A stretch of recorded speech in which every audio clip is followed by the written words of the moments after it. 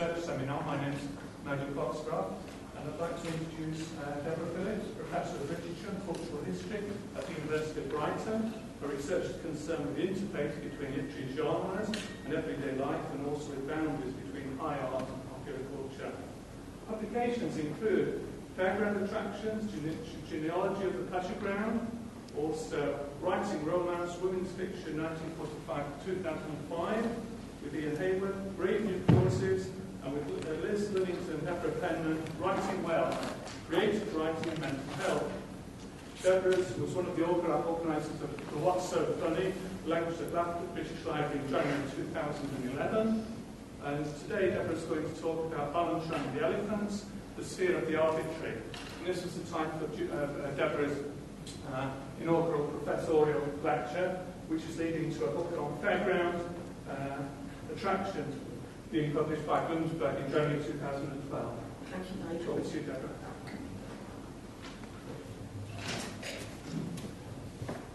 I knew I should have been a ballerina. I really did. No, I should have been a ballerina. And this was a card that was sent to me by my mother one year when I was complaining about the amount of marking that you have to do as an academic. And it was sent because I really did want to be a ballerina. The stage I had always dreamed of in my childhood was not an academic podium like this, but the stage of Covent Garden, where I was going to be applauded for fearlessly executing 32 fouettes as the prima ballerina in Swan Lake. However, as you can see, I went to university, and I find myself not a ballerina, but a professor. But what got me into culture, and much of what I have used in my academic career, I owe to a fascination with all things balletic. For me, the moment of high romanticism and an understanding of the distinction between the picturesque and the sublime is embodied in the spirit world of Giselle, which actually also taught me an early lesson in what to do about faithless men. I also first encountered modernist art through the set designs of Picasso. I learned about German Expressionism and not a little about the political process through the work of Kurt Hughes. And my academic interest in the brave new world of the post-war welfare state was sparked by knowing about Ninette de Valois and the founding of the Royal Ballet.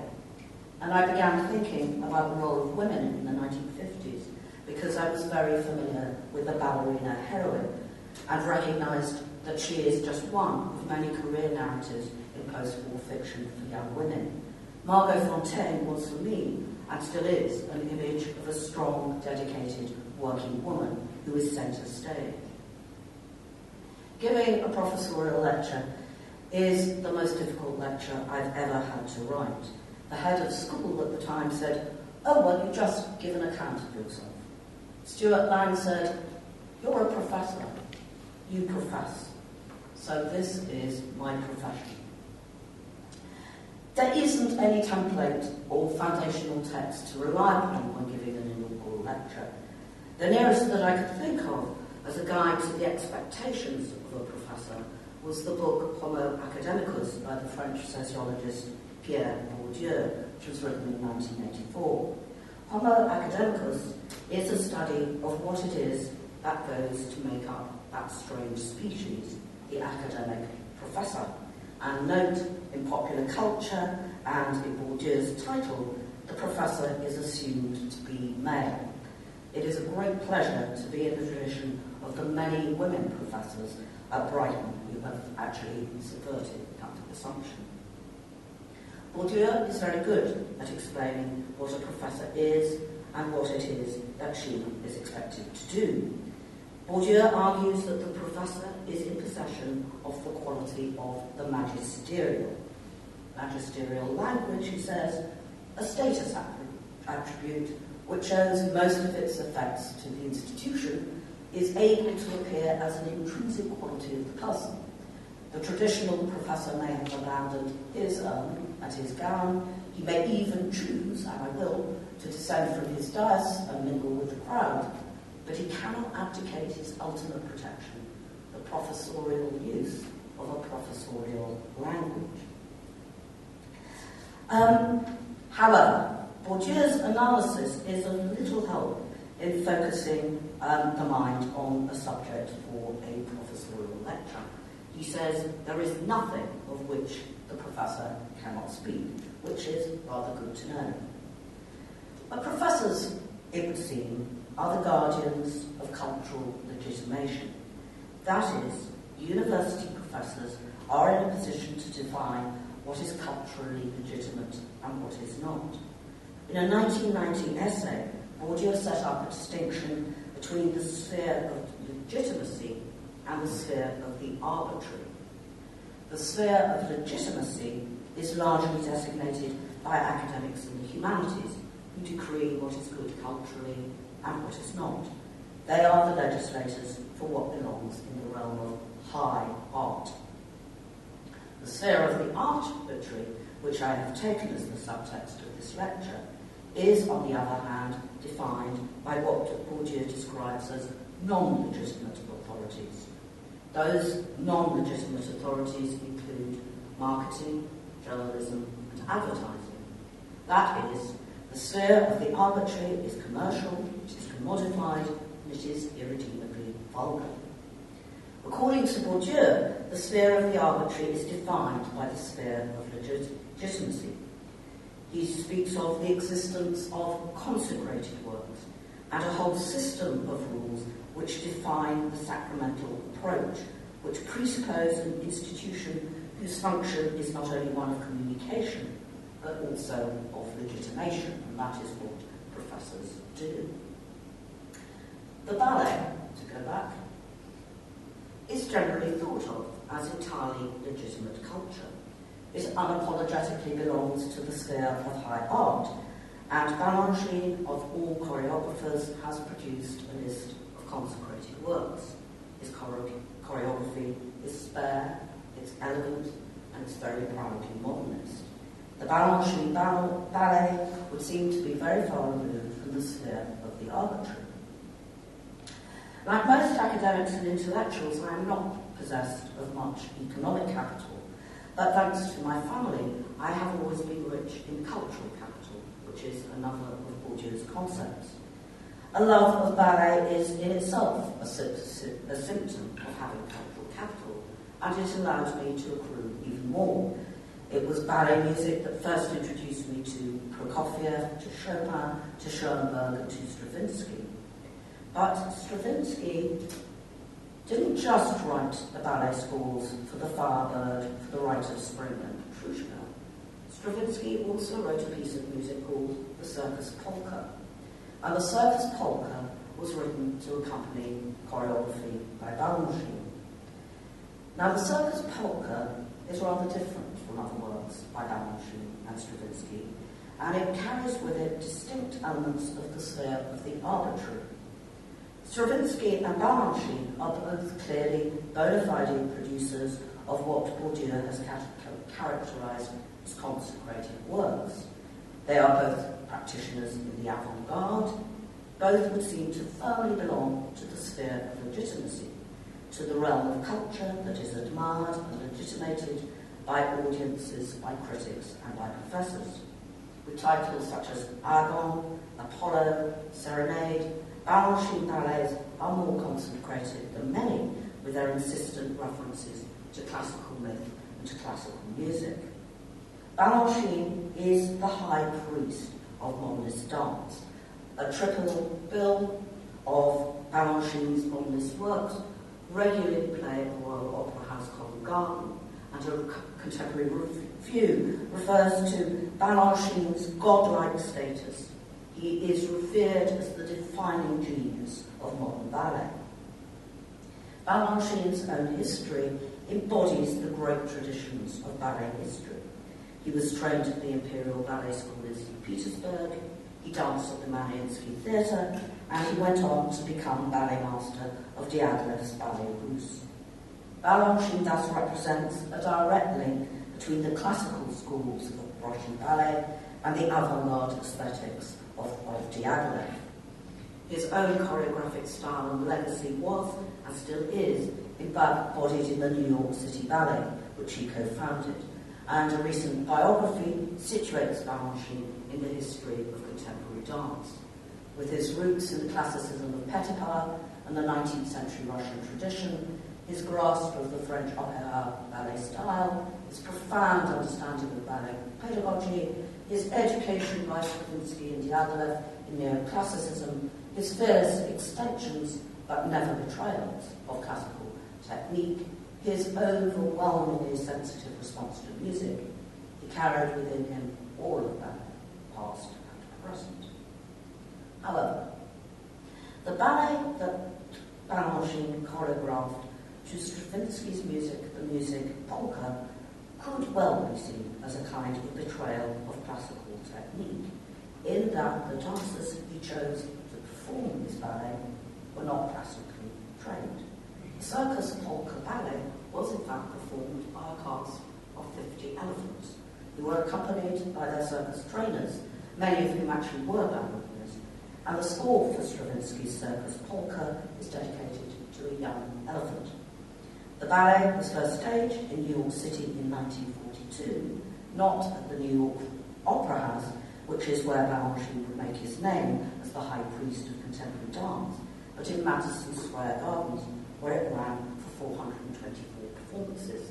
The spectacle was produced by the Ringling Brothers, and it featured their troupe of elephants, who were clad in pale blue tutus and jeweled tiaras, which had been designed by Balanchine himself. The prima ballerinas of the performance were the elephant Maddock, and afraid this is the only picture of her I could find.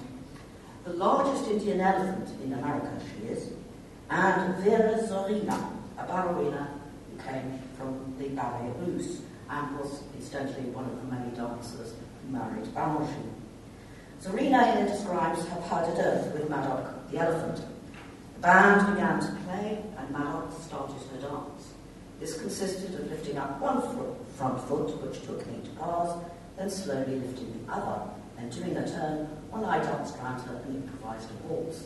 At the end, we both knelt towards each other and touched our foreheads in stardust, with sawdust, a nice Balanchine touch.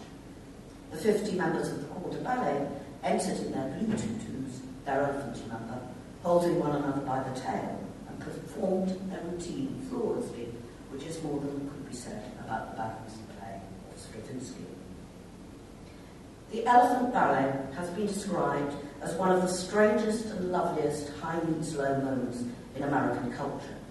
And it is a lovely moment, but why is it so strange?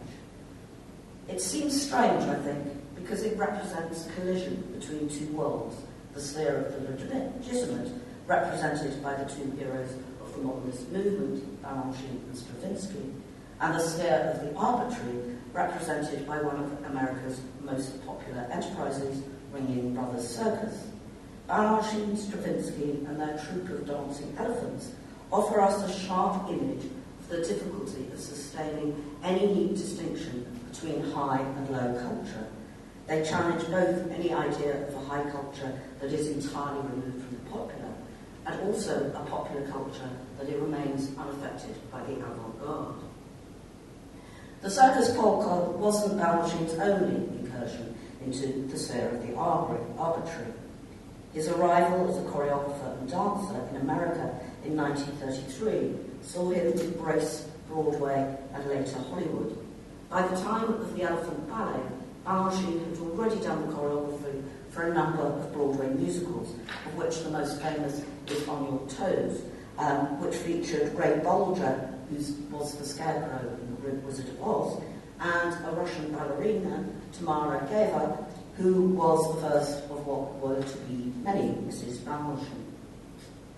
Balanchine was also responsible for the choreography of the 1936 Cochrane Revue and for the 1936 Ziegfeld Follies in America, which featured a special number for Josephine Baker. Between 1936 and 1954, in America alone, Balanchine worked on 2 revue shows, 40 musical comedies, 4 operettas, 5 Hollywood films, and the Elephant Ballet. The Balanchine Foundation describes this period of Balanchine's career in rather diffident terms. Balanchine's popular works, they say, have received far less critical and scholarly attention than have his ballets, but we recognise that they are an important part of his oeuvre and that they are significant works in terms of America's cultural heritage. But it's not surprising that these popular works have received far less critical and scholarly attention than have the classical works. They are not legitimated. The George Balanchine Trust has deleted the Circus Polka entirely from its catalogue of the Balanchine ballets, while the George Balanchine Foundation grudgingly marginalised it to the category popular Balanchine. Balanchine's work for the cultural industries of Broadway and of Hollywood belong to the sphere of the arbitrary, while his more acknowledged ballets, those that declare their place in high culture, belong to the sphere of the legitimate. There is, of course, an economic dimension to Balanchine's involvement with the commercial and the popular sphere of the arbitrary. Balanchine was a Russian émigré who needed to make a living, and so, according to one biographer, he spent much of his time in the 1940s being a Broadway and Hollywood danceman. But it wasn't just economic necessity that led Balanchine and Stravinsky to embrace the three-ring circus. They both took great pleasure in the popular music and spectacle of the American musical show. Balanchine had not just inherited the petit ballet tradition from Russia, but also the dances and music of the nightclubs. At the time of the Russian Revolution, he had earned a crust by playing the piano in cabarets and in silent movie theatres. He first met one of his future wives and the star of the Elephant Ballet, Zarina, at a Broadway show, and he would go on to choreograph a Hollywood water ballet number for her in the 1938 Goldwyn Follies. In another example of the collision of the legitimate and the arbitrary, the music for this film was initially composed by George Gershwin, who died before he could finish the score. The songs, including the familiar April in Paris, were completed by Vernon Duke, whose name you can just see on the bottom.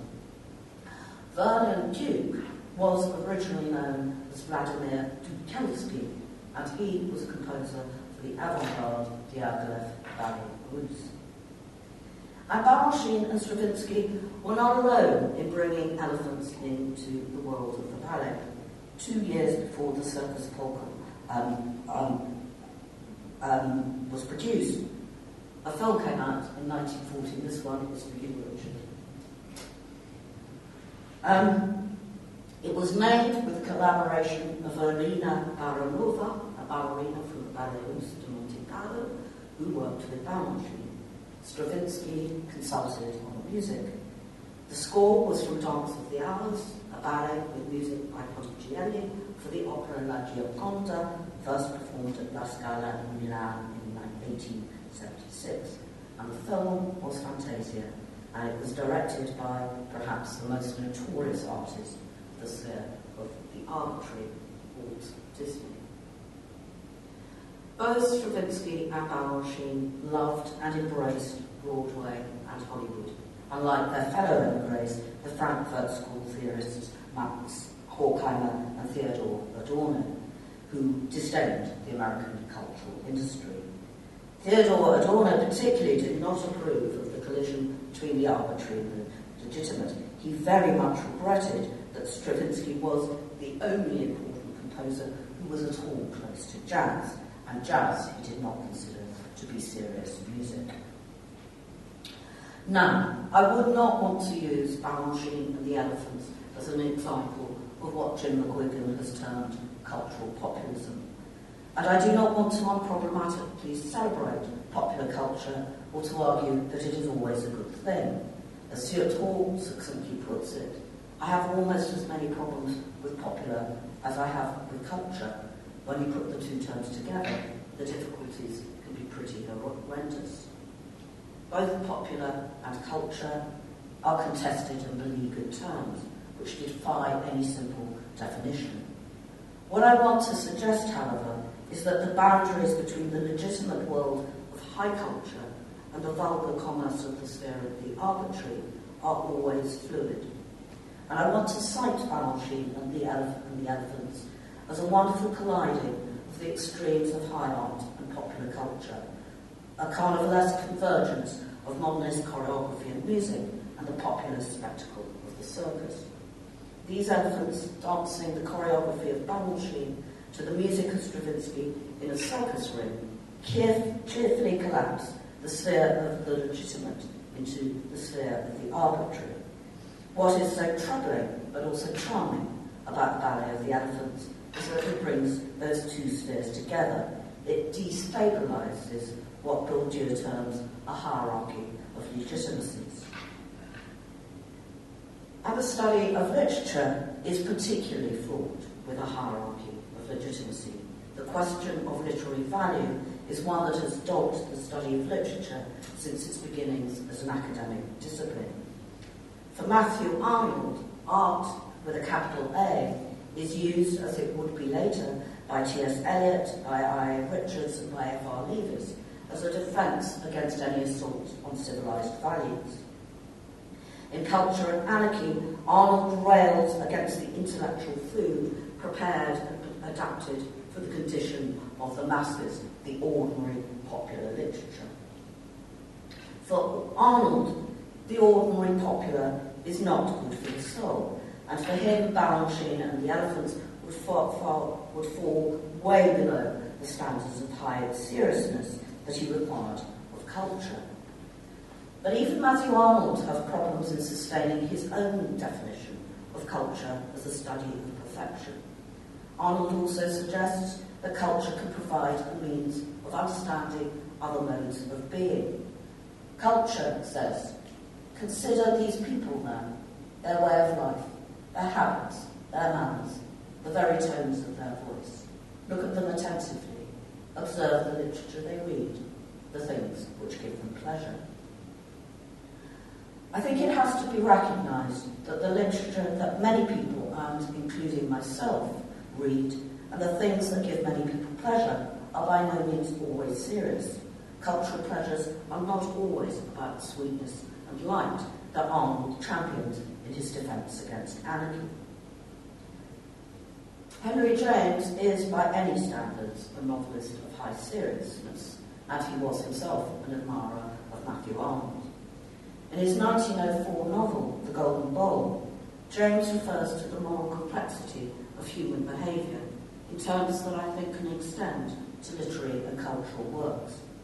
James speaks of the importance of understanding the element of staleness in all the freshness, of freshness in all the staleness, of innocence in the guilt, and of guilt in the innocence. And I would want to extend that into an understanding of the role of the popular in the work of high art and of the extensive use of high culture that is referenced in popular forms of culture. In an essay on kitsch, Theodore Adorno refers to good books, the good bad books, and bad good books, and comes to recognise that there is no general criterion for kitsch. Balanchine and the Elephants, I would have thought, would work as a very good example of kitsch. But is it good bad ballet or bad good ballet? And even Adorno cannot answer. Henry James taught me to relish forms of culture that are not all sweetness and light. And he also taught me that there are more important questions to ask than how legitimate a cultural form might be. Henry James was not himself averse to using popular forms. He wrote ghost stories and thrillers. He understood that in any cultural phenomenon there are elements of the legitimate in the arbitrary and of the arbitrary in the legitimate. The great theorist of post-modernity, Frederick Jameson, defines high art as a concept that belongs to a 50s aestheticism which is organised around Ezra Pound and Henry James and Wallace Stevens and the New Criticism. As somebody who wrote a PhD thesis on Henry James, and moreover someone with a love of the ballet, I might well be seen as somebody caught in that moment of 1950s aestheticism. But aestheticism is not the only way in which you can read Henry James. Admiring Henry James and other canonical cultural figures does not afford immunity from the pleasures of the popular, and nor should it. although I think Matthew Arnold thought that it should, and I think Boris Johnson and Michael Gove continue to think that's the case.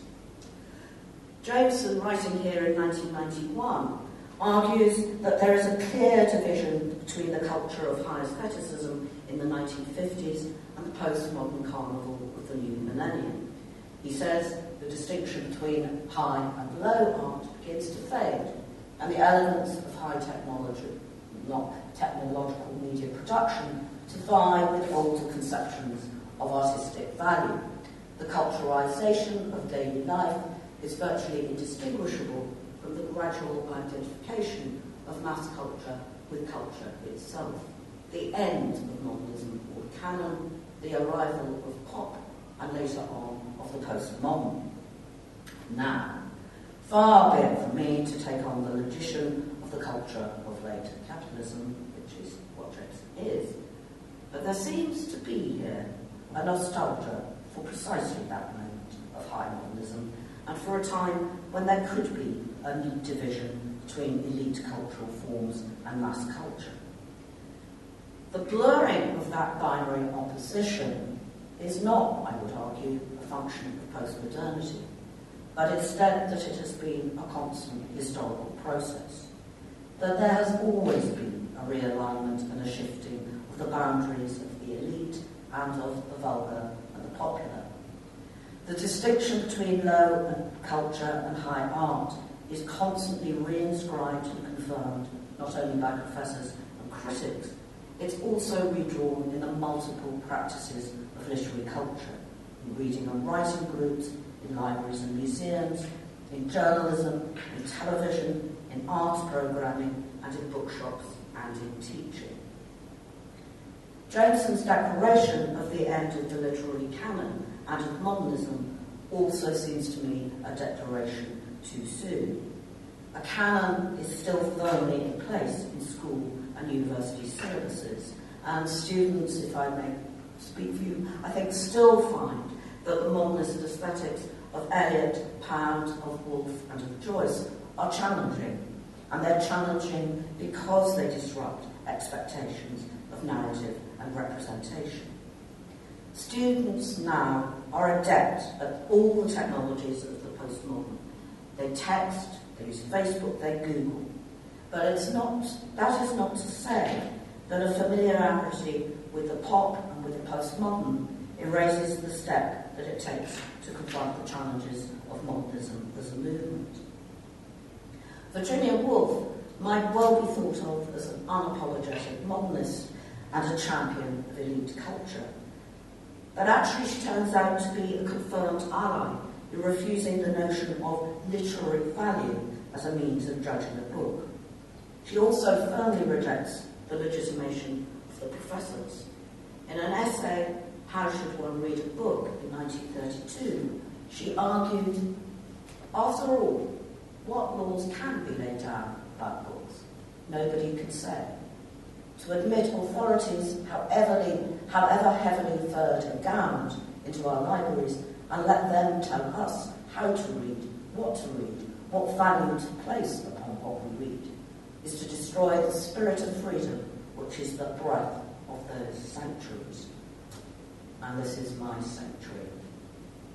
Since Woolf wrote that in 1932, there have been a number of assaults on that spirit of freedom.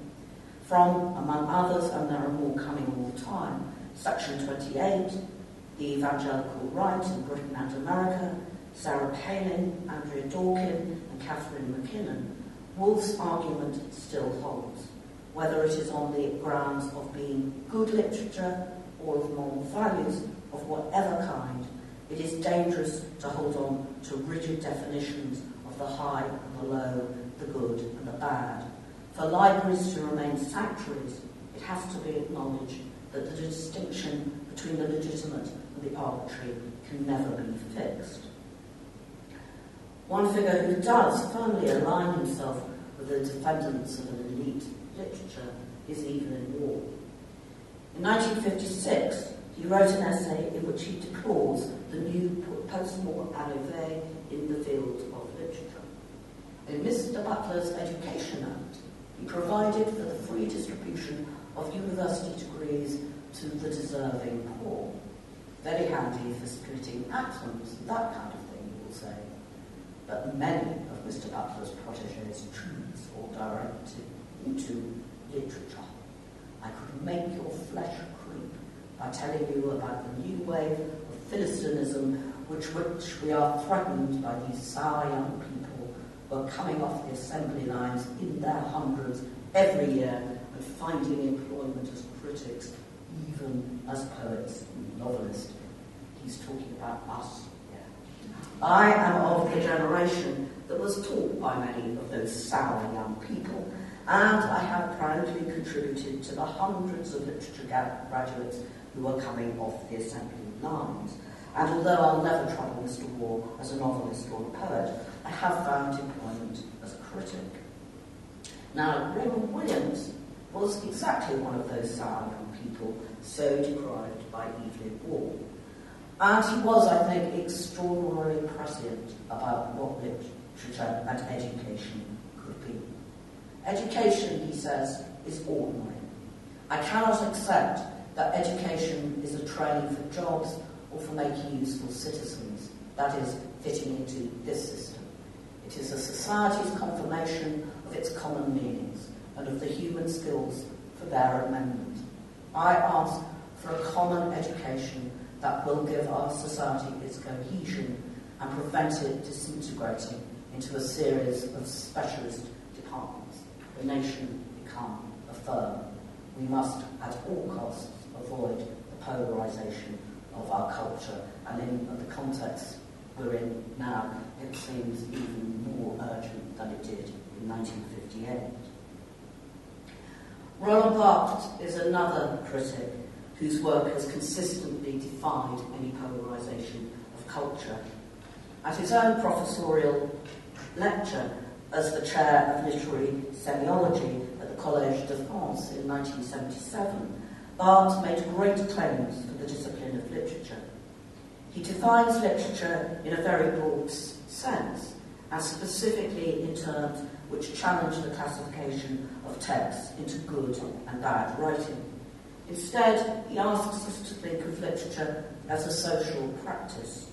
I mean, he says, by literature, neither a body nor a series of works, not even a branch of commerce or of teaching, but the complex graph of the traces of a practice, the practice of writing. Barthes calls for what he terms a certain ethic of literary language. He suggests that literary language can offer us a form of freedom, a freedom which he describes as a luxury which every society should afford its citizens, a utopian proposition, that a language, whatever it be, not repress another, that the subject may know without remorse, without repression, the bliss of having at his or her disposal two kinds of language, that he may speak this or that according to his perversions, not according to the law. And I want to claim that utopian proposition in two ways. First, for the literary critic, that the language of literary criticism should not repress or deny the pleasures and the complexity of popular fictions, whether written or visual. That the literary critic should be allowed the skills and bliss of being able to move between two kinds of literary language, to both acknowledge the popular forms of the sphere of the arbitrary and also to know and understand the challenges of legitimised aesthetic movements. I also want to claim Barthes' literary utopia for teaching and for students, and to argue that students be given both languages, that in teaching students, the pleasures of Harry Potter, of Heat magazine, and of Google and Facebook not be denied, but acknowledged and used. And at the same time, I want to ensure that the difficulties of Virginia Woolf, of Henry James, of Adorno, and of Barthes himself are not cocooned in the temples of high art and high theory, but the students should be enabled to relate those complex texts to their own pleasures and experience. The current political context, and it's even more the case than when I first wrote this lecture, is one in which discussions around culture, arts policy and education, are caught between an appeal to widening access and a simultaneous discourse of meritocracy and excellence that cannot be but elitist. These are two competing and conflicting aims. It's a circle that cannot be squared. As long as there is, as Elensi Sue pointed out in terms of gender relations, a binary opposition, there will always be a hierarchy. And in the opposition between modernist art and mass culture, between excellence and the ordinary, between the ballet and the circus, there is one obviously privileged and one clearly despised category. But as Balanchine, Stravinsky and the Elephants demonstrated in 1942, and there are countless other examples that I could have used, those oppositions are always unstable. Writing on culture and society, Raymond Williams argues that a good community, a living culture, will not only make room for, but actually encourage all and any who can contribute to the advance in consciousness, which is the common need. Wherever we have started from, we need to listen to others who started from a different position. We need to consider every attachment, every value with our whole attention, for we do not know the future. We can never be certain of what may enrich it. We can only now listen to and consider whatever may be offered and take up what we can. We are now in a post-millennium age, years after Williams's death, in a future that he could not have known. But a good university should remain a space which will make room for and actively encourage advances in consciousness for its students, its faculty, and for the wider community. And as such, people within a university need to recognise the pleasures and attachments that may not be their own. In a divided world, listening to and considering the values of those who start from a different position is becoming ever more urgent. In 1958, Raymond Williams famously said, "Culture is ordinary." As Balanchine and the Elephants demonstrate, ordinary culture, forms of culture which refuse to belong to either the sphere of the arbitrary or to the sphere of the legitimate, can really be extraordinary. I give you Maddock the Elephant. Thank you.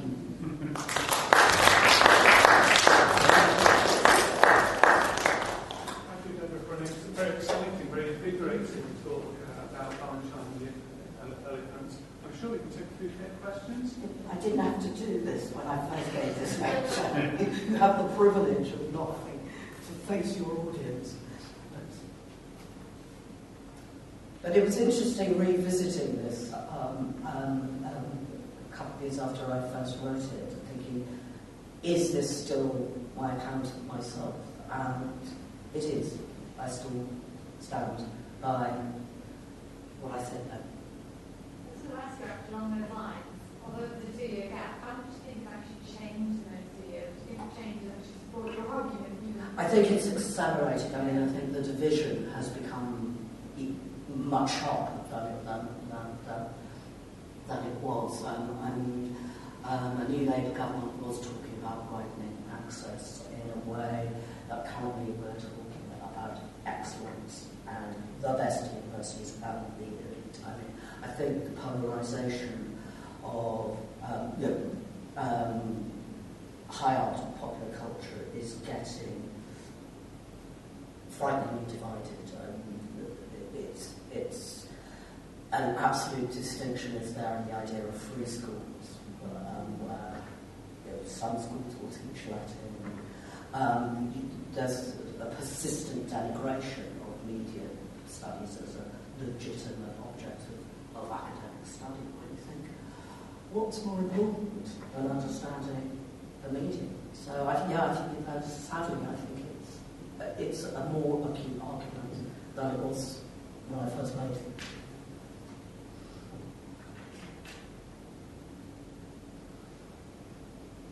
Another question: the elephants in the circus, of course, they much would be a very important cultural element. And what similarities, differences there might be with the fairground and circuses in England? this was in America, and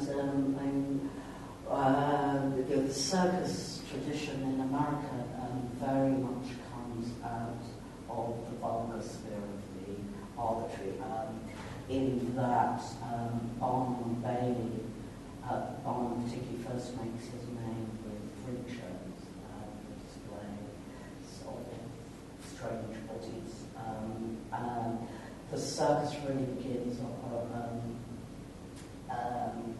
in markets and state fairs, and then it's on the midway of the world's fairs, which is not respectable. It's so within an American tradition, the circus is absolutely popular, vulgar, not respectable.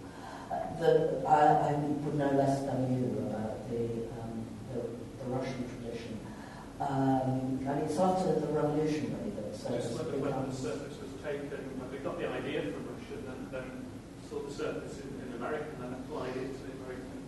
I think there are two traditions that come together, and what's interesting about Balanchine and the Elephants is that so many of the performers are actually Russian and from the world of the high art, but trying to earn a living in the raving world of America.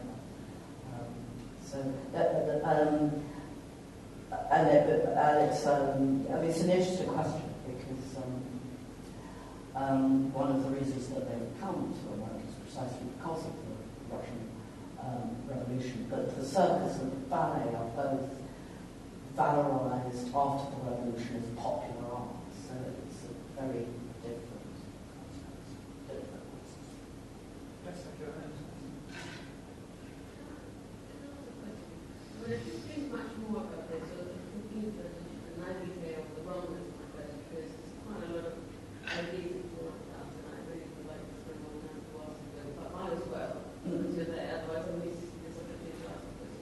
I said to me that what you were saying about the polarization between popular culture and modern culture, and you mentioned this, that we much were against that, we claimed that there should be evacuation, sort of reading and sort of bridging religion. Yes, okay, so rinsing point, but what about the avant-garde? I mean, avant-garde actually have always tried to use. So there are a lot, for instance, I'm thinking of Duchamp using the fountain, which was a urinal, that's up in your face, isn't it?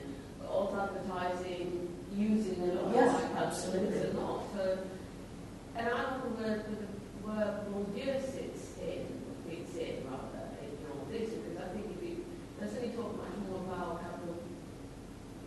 cultural capital in terms of appropriation by some institutional structures of something that is legitimate. So I wonder whether that is the case. In a way, what we were saying that the polarization between the two is such a much more blatant way than nowadays. Again, maybe it's something which is forced upon something that really is not there. So I think sometimes it is. I mean, another example which I love is Beckett making use of Buster Keaton. There are numerous examples, and I think that's precisely the point I wanted to make, is that, and as I think Bourdieu is also making, is that it's always fluid. The boundaries are never fixed. And Bourdieu... All used for a particular purpose. I'm thinking, for instance, artists who want to be to have value attached to their work, hence become marketable. They need to kind of be accepted in this high culture. Maybe they could be not high culture at all. They're just drawing lines which really pertain much closer to the role of the arbitrary rather than arbitrary. I think Bourdieu is being ironic, and that he's parodying the role of the professor, which is why I wanted to reference him. And he's talking about a culture of capitalism and of class and of hierarchies that does this to culture. And I think what he's arguing for is a professorship, an academic community, an artistic culture that challenges that binary position.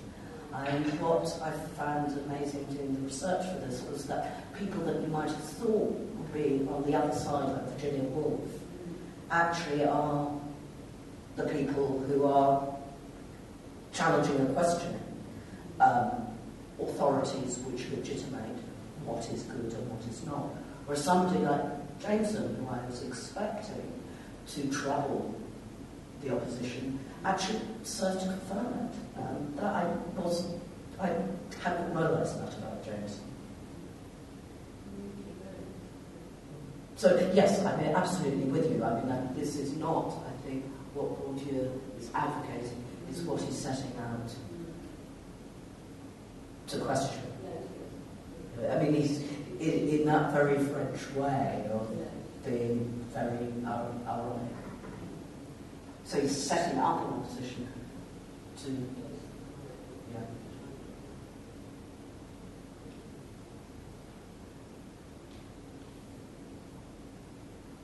Any further questions?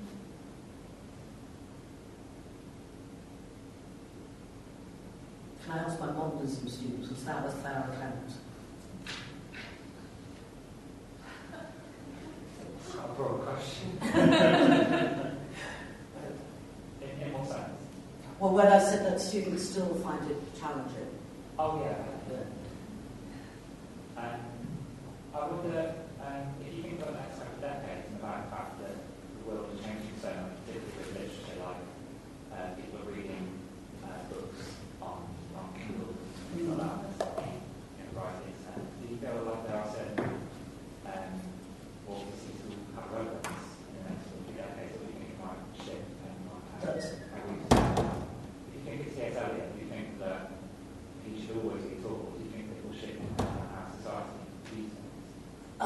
Yeah, I mean, that's a very good question. I mean, Greg Williams says there is a future that we cannot know.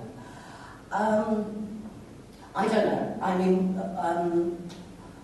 yes, I do think that there is a role for writers and thinkers who challenge you to think beyond the conventional and to make and who demand that you think in a different way. And I would put Henry James and Virginia Woolf and T.S. Eliot and George Eliot in that category.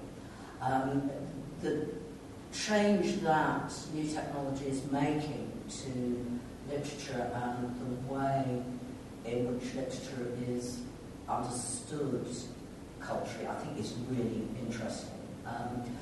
One of the things that I found doing the book on Fairgrounds was that every time something success is as popular commercial success in one medium, it's taken over by the next. And I think you can see that with Kindles, that what Amazon is selling, the bestsellers are the same as the ones that we find in the bookshops. That in fact the pattern of distribution of books, the promotion of celebrity authors, is not markedly different because it's a new technology. And that it's one of the things I think I find depressing about when you think of the potential of the Kindle and of iPads for what you could do in terms of new ways of thinking about writing and reading, is actually replicating pretty much what's already happening. I think it will come. I mean, I think graphic novels are a good place to start looking at what may happen, because the new technology allows for. But I don't know. I'm only a professor, I'm not a seer. Any further questions?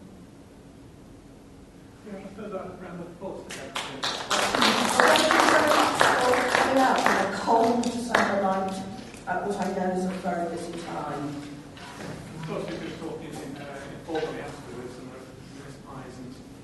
further great